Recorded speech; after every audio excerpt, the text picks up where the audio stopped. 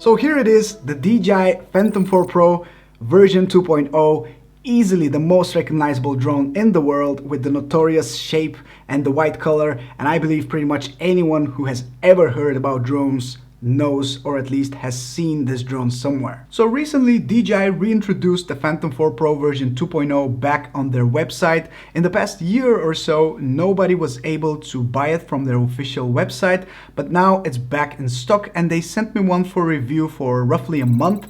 And in the past couple of weeks I've been playing with this drone. I've been testing it in a couple of different situations and scenarios, and in today's video I want to share my impressions of this Phantom right here. So during my testing I found a couple of pros and a couple of cons, and I will start with the pros first because I think they are more important than the cons.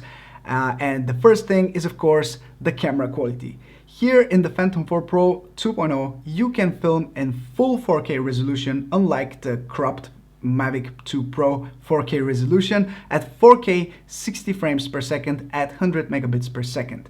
The quality of this camera, I have heard so much about it. I have seen comparisons with Mavics and etc.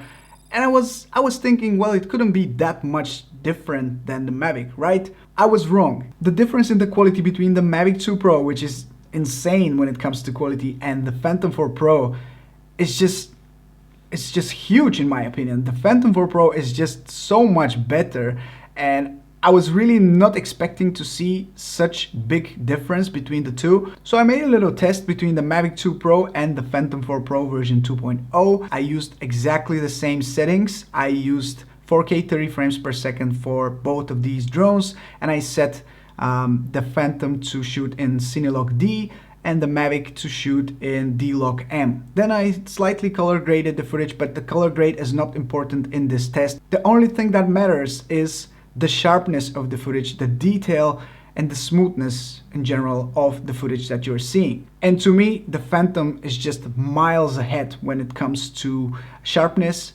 to quality, to detail. And even though I wasn't expecting it, it's a big difference between the two. And if we zoom in to 400%, the difference in the footage becomes more and more distinctive. And I'm really loving the footage that you're able to get from the Phantom 4 Pro. Something else which I really like about the Phantom is the flight time, and I'm able to get 25-26 minutes of real flight time with the Phantom from each battery. And I know this is not a huge deal because nowadays we have the Mavic Mini, which is able to fly for roughly the same amount of time, coming from a very small battery, much smaller than the Phantom's battery. But keep in mind, this is a lot older model, and even though it's reintroduced in 2020, it still uses older technology when it comes to battery life. So having the ability to fly for roughly half an hour with each battery is still impressive for me. Another thing which I really like about this drone is how easy it is to take off and land by using these right here. And especially if you're looking to take off or land from a boat or from a moving vehicle, something which many of us have tried to do.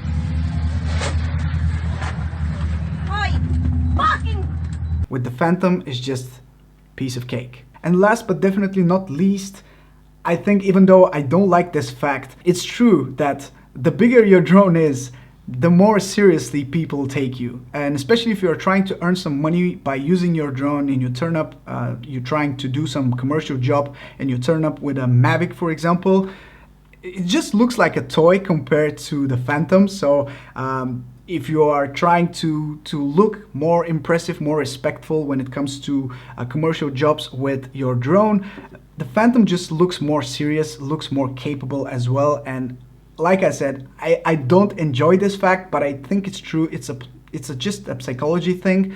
It's a mind thing that people will just think about you and your drone when they see you for the very first time. Now it's time to talk about the negative things about using the Phantom 4 Pro version 2.0 in 2020, because the biggest thing that I don't like about this drone is the fact that it's so bulky and hard to transport. The drone comes in this foam carrying case, and it's like a small suitcase, so you have to carry it inside there. If you want to protect it, you have to always remove the props before you put it into that case. And every time you want to fly, every time you switch locations, you need to remove the props, install them afterwards. You also need to take out your huge remote controller, set up your phone, set up everything. And I don't like the size of this thing. It's just huge. It doesn't have that many buttons to justify this huge size.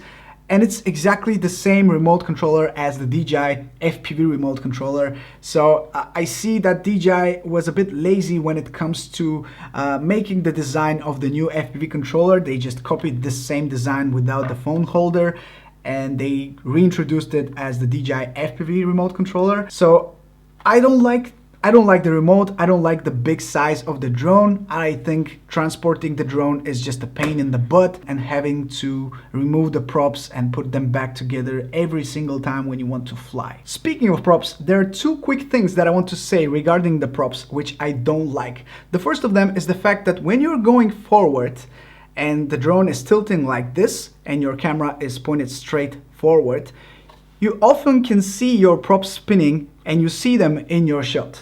That's something that I really dislike, as it reminds me of the Phantom 3 Standard, which had the same issue before.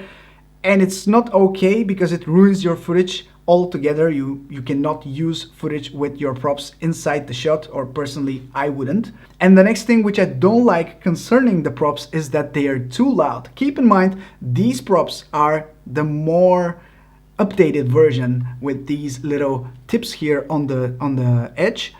And they are made with the purpose of being silent, or at least more silent than the previous original Phantom 4 Pro propellers.